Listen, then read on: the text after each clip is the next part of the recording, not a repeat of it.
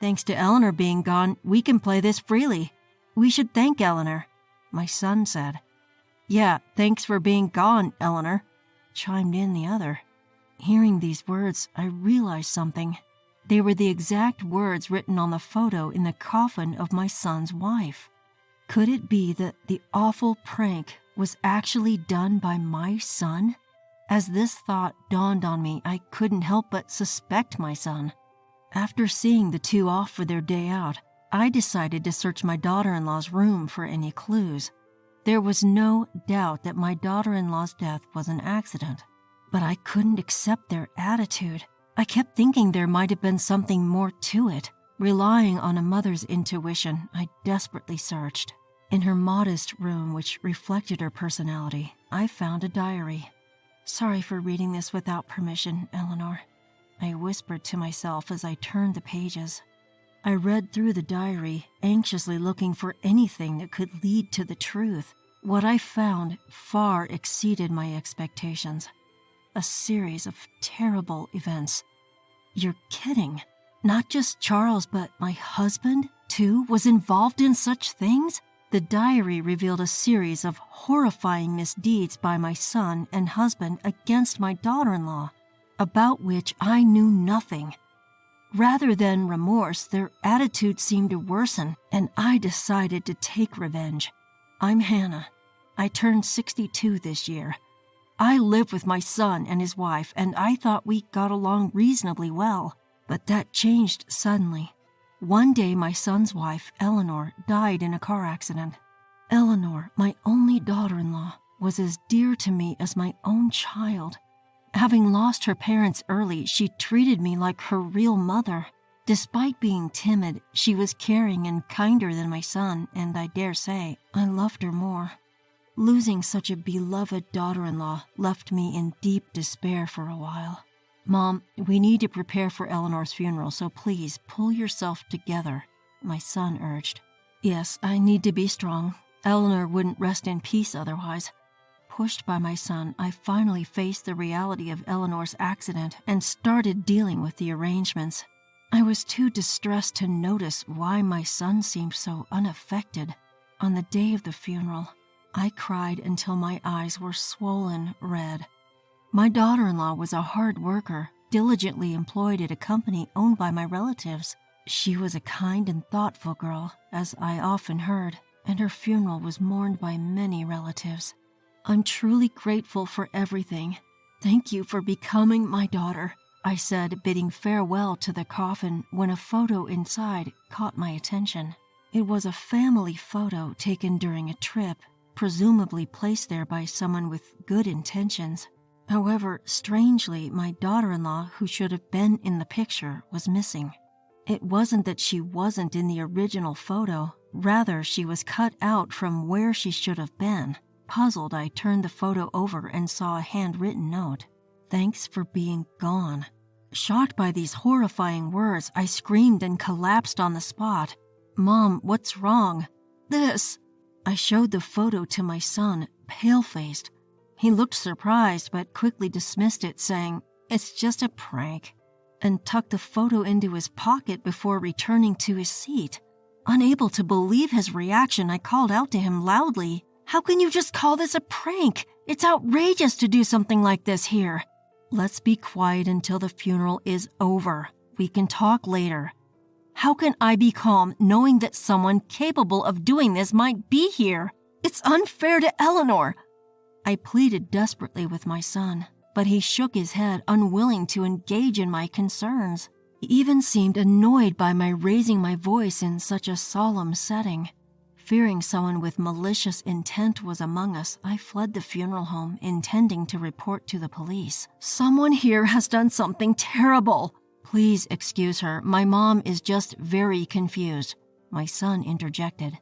The police officers listened sympathetically but said it was impossible to determine who placed the photo. Even when I mentioned the car accident that took my daughter-in-law's life and the apprehended driver, they could only offer troubled looks, unable to pinpoint a suspect. "Enough already," my husband chided. "With all this commotion, Eleanor won't be able to rest in peace." "That's right, Mom. Dad's right," my son added. Moreover, my son and husband, the very ones who should have been essential, began to say that I, who was making a fuss over just a prank, was an embarrassment. A gentle husband and son trying to calm me down, distraught over losing a beloved family member. To the police, they must have appeared as caring and sensible, but to me, their indifferent faces during such an appalling event at my dear family's funeral were far more terrifying. "Why aren't you upset? This is a malicious prank. How can you be so calm?" "Crying and screaming about it won't make Eleanor happy," they replied. "What's the point in finding the culprit anyway?" Perhaps to the other funeral attendees it seemed like I was overreacting. Advised by other relatives to calm down, I quietly returned to my seat. Even at the family funeral, the lack of tears from the two of them made them seem suspicious to me. I managed to hold myself together during the ceremony, having promised to talk with them afterwards. It was important to properly send off my dear daughter-in-law. Clutching my handkerchief, I held on to that thought throughout the funeral. Once it was over and we were back home, we finally had the promised conversation. When I expressed my desire to find the culprit who put that photo there and to demand an apology for my daughter-in-law, they exchanged glances, shook their heads, and said something unbelievable. Maybe Eleanor just incurred someone's wrath. "What did you say?" "It's just a prank. No need to get so worked up about it. There's nothing we can do for Eleanor now anyway." Laughing, they dismissed my concerns and left the room without another word. How could they be so cold? Considering she was so important to them too. I couldn't understand, and I was left with only disappointment in them. After the funeral, they didn't even join me in paying respects to my daughter-in-law's photo, calling it morbid.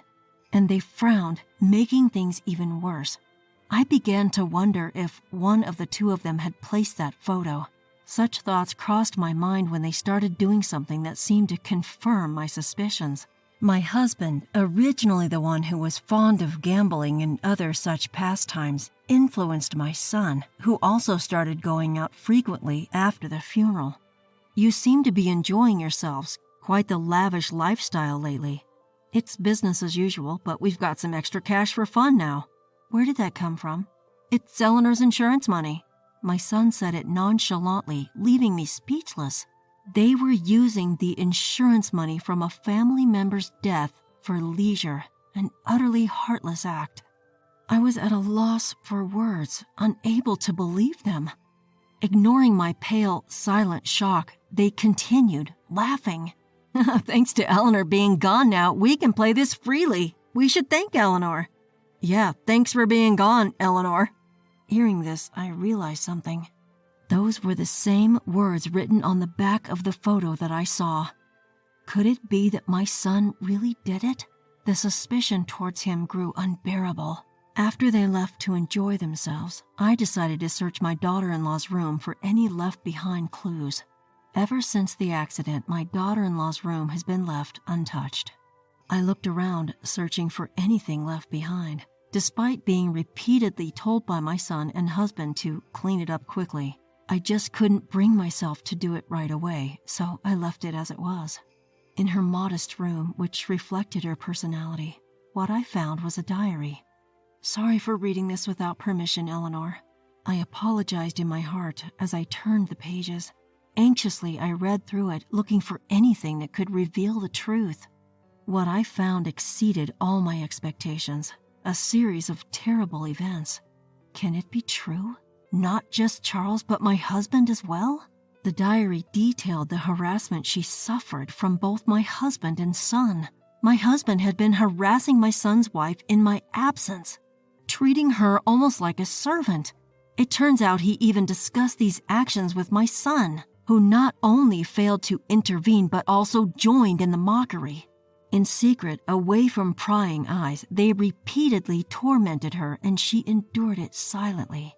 As detailed in her diary over several days, they raised a question in me. Why didn't you ever confide in me?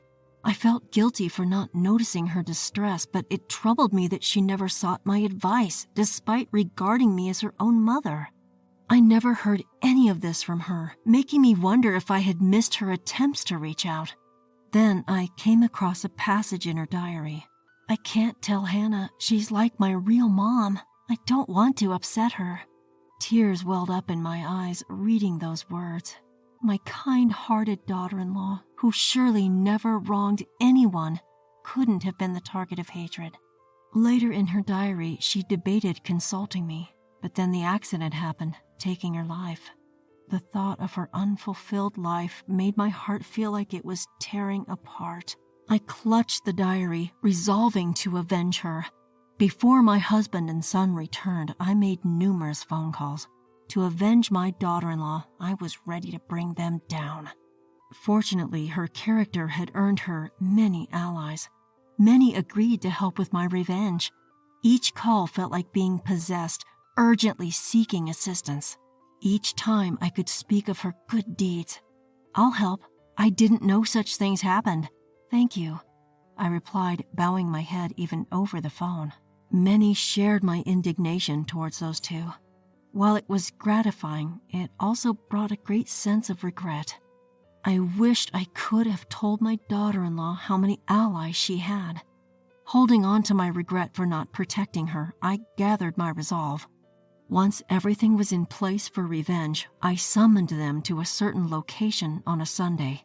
It was a restaurant where I first showed my husband the divorce papers I'd filled out. "What? Why all of the sudden?" "It's not sudden. Don't you have any idea why?" "Is this about Eleanor?" I nodded and he sighed heavily. Dismissing it as trivial, he narrowed his eyes, but my determination was unshakable. "Eleanor died in a traffic accident. Why should I get divorced over that?" "Really, no idea? Reflect deeply on your own actions." "Mom, rethink this. There's no need to break up the family over this. You two are the ones who tore it apart. Charles, you too. Leave our house." I demanded my son, who had been acting as a mediator, also leave the house. Realizing his involvement too late, he began to panic. The house we lived in was paid for by my loans. I didn't want these two, who disregarded my beloved daughter, living there any longer. When they realized I was serious, they tried to appease me with jesting apologies. "We're sorry about the prank. If it's money you want, we can give you a share of the insurance money. We could ask the funeral attendees if that makes you feel better, Mom." "It's not about that," I replied, sighing at their off-target apologies. Could they truly have forgotten all they had done? To remind them, I placed my daughter-in-law's diary, which I had brought in my bag, on the table. Initially puzzled, they both turned pale as I began reading aloud. "What's that? Why do you have it?" "It's Eleanor's diary. It seems you both were quite cruel to her when I wasn't looking." "Cruel? We were just being a family." "Treating her like a servant in the house, and that's being a family?" "Yeah, we were. What's wrong with that?" "I was just teaching Eleanor, who had no parents, how to be dutiful." My husband was the first to show his true colors, unabashedly justifying their treatment of her as teaching her dutifulness. For the first time, I felt the urge to slap his detestable face. My son, flustered by the exposure of the truth, finally admitted he had followed his father's lead. His excuses implying fault on my daughter-in-law's part only deepened my disappointment. Inwardly, I apologized to her, realizing they never considered her family. See, Eleanor was better at work than me, and that annoyed me. She couldn't even uphold her husband's honor. She was just a daughter who lacked parental guidance. Even after the funeral, she continues to be undutiful. She wasn't your daughter. She was only my daughter. What are you talking about, Mom? I'm your only child. You're no longer my family. Both of you, leave my house now. To me, my real family was only my daughter-in-law. I couldn't consider these two remorseless people as family anymore. As I stood firm, they became defiant, thinking they could intimidate me in a 2-to-1 situation. "Are you going to kick out your own family for someone who's no longer here? You took her place away first." I stood my ground, shouting back and not flinching, even as my husband banged on the table and yelled. Frustrated by my resistance, my son reached for the diary in my arms. Stopping him was the president of the company where my daughter-in-law had worked. "President, why are you here?" "I heard about it from Hannah. It seems you've been treating one of our valued employees terribly." Seeing the person who intervened just in time, I felt a wave of relief. Actually, I had arranged for the president and colleagues who knew my daughter-in-law to attend this meeting secretly. Seeing his seniors and juniors approach from behind, my son looked visibly shaken. I only intended to observe, but seeing no remorse, I felt compelled to intervene. "It's not my fault. Dad was the one leading the way in mistreating her. Yet you didn't help her. You thought she was getting too confident because she was good at her job? Well, that's... A worker with no people skills is of no use to our company." Realizing they were outnumbered, the two collapsed on the spot. They begged for my forgiveness. Too late, and I shook my head. "The one you should be apologizing to is different," I said. "But you found it gloomy to even pay respects, right? I'm sure Eleanor wouldn't want to see your faces now." With that, I left them behind. Seeing their dejected faces, I felt a weight lift off my shoulders. Afterward, I got the divorce papers signed, and my husband and I became strangers. But my ex-husband and son, still trying to stay in this house, were promptly moved out by movers I hired. They now live in a small, cheap apartment, managing somehow together. The president, who had been fond of my daughter-in-law, deeply apologized for not noticing her situation, and was quite indignant at my son's behavior towards her, resulting in his termination. He still lingers there part-time, but with a cold shoulder from his informed colleagues. As for my ex-husband, it seems he squandered most of his savings on horse racing and often came to me for money. I learned he was frequently scolded by my son for his spending habits. Despite being in a dire financial situation, he would beg for money to continue his only enjoyment, horse racing. Fed up with his unrepentant attitude, "I'll call the police if you come again," I warned. "Apologize to Eleanor. It won't be forgiven, but it's the least you can do. I am sorry, so lend me some money." "If you're truly sorry, why not find a part-time job to help your son? Without him, you're nothing." I slammed the door in his face. He pounded on the door for a while, blaming my daughter-in-law, but eventually left. In the quiet living room, I paid my respects to my daughter-in-law. I often wonder and regret if I could have done something sooner as a mother. The photo I found in her coffin, which my son and husband denied knowing about, might have been a message from her. I can't do anything for her now, but I hope reporting how things ended up with those two gives her some peace as I look at the picture of my dear daughter.